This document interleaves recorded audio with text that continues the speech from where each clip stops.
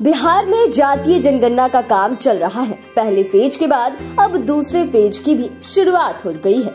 वहीं बीजेपी अब भी इस पर सवाल उठा रही है। नीतीश कुमार की अगुवाई में चल रहे जातीय जनगणना की चर्चा अब देश भर में शुरू हो चुकी है। ऐसा लगता है कि बिहार से निकला ये मुद्दा देश में बीजेपी विरोधियों के लिए बड़ा राजनीतिक अस्त्र बनने जा रहा है। अब तो कांग्रेस ने भी जातीय जनगणना का समर्थन कर दिया है। कांग्रेस के पूर्व राष्ट्रीय अध्यक्ष राहुल गांधी ने पूरे देश में जातीय जनगणना कराने की मांग कर दी है। राहुल गांधी की इस मांग के बाद देश में सियासत शुरू हो गई है। अब सवाल ये है कि क्या लोकसभा चुनाव का पॉलिटिकल एजेंडा बिहार ने सेट कर दिया? क्या 2024 में जातीय जनगणना बड़ा मुद्दा बनने वाला है? चलिए विस्तार से बताते हैं। दरअसल राहुल गांधी ने एक चुनावी सभा को संबोधित करते हुए कहा कि केंद्र सरकार 2011 में हुई जनगणना की रिपोर्ट सार्वजनिक करे। इसके साथ ही राहुल गांधी ने एक फॉर्मूला भी दिया कि सरकार 2011 की जनगणना के आंकड़े को सार्वजनिक करे और जिस जाति की जितनी संख्या हो आरक्षण में उसकी उतनी भागीदारी तय की जाए। राहुल गांधी की इस मांग पर सियासत तेज हो गई है। माना जा रहा है कि नीतीश कुमार की दिल्ली में राहुल गांधी से हुई मुलाकात के बाद ये रणनीति बनाई गई है। रणनीति के तहत जातीय जनगणना को लोकसभा चुनाव में जोर शोर से उठाया जाएगा। कांग्रेस के राष्ट्रीय अध्यक्ष ने भी इसी मुद्दे पर प्रधानमंत्री को पत्र लिख मांग कर दी है।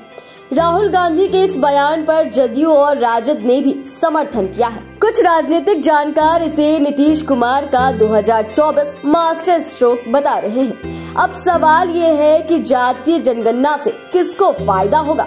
बीजेपी इससे पीछे क्यों भाग रही? आपको बता दें कि बिहार की राजनीति ओबीसी के इर्द गिर्द सिमटी हुई है। यही वजह है कि नीतीश कुमार शुरू से ही ओबीसी की राजनीति करते आए हैं। अब नीतीश कुमार का नाम देश के बड़े ओबीसी नेताओं में लिया जाता है। ऐसे में अगर जातीय जनगणना होती है तो ओबीसी की संख्या खुलकर सामने आ जाएगी, जिसका पूरा लाभ नीतीश कुमार उठा सकेंगे।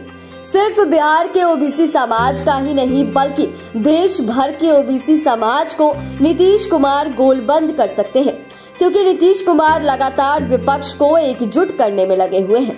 ऐसे में अगर विपक्ष नीतीश कुमार को अपना नेता बना लेता है तो नीतीश के सहारे देश भर के ओबीसी वोट को सींधने में कामयाब हो सकता है। वही बीजेपी हमेशा से धर्म की राजनीति की है। ऐसे में बीजेपी को डर है कि अगर ओबीसी की संख्या खुलकर सामने आ गई तो फिर जाति के हिसाब से भागीदारी की मांग की जाएगी, जिसका सीधा लाभ नीतीश के सहारे विपक्ष उठा सकता है। आपको बता दें कि 1951 से एससी और एसटी जातियों का डेटा पब्लिश होता है, लेकिन ओबीसी और दूसरी जातियों का डेटा नहीं आता है। इससे ओबीसी की सही आबादी का अनुमान लगाना मुश्किल होता है। 1931 की जनगणना के आधार पर माना जाता है कि देश में ओबीसी की 52% आबादी है।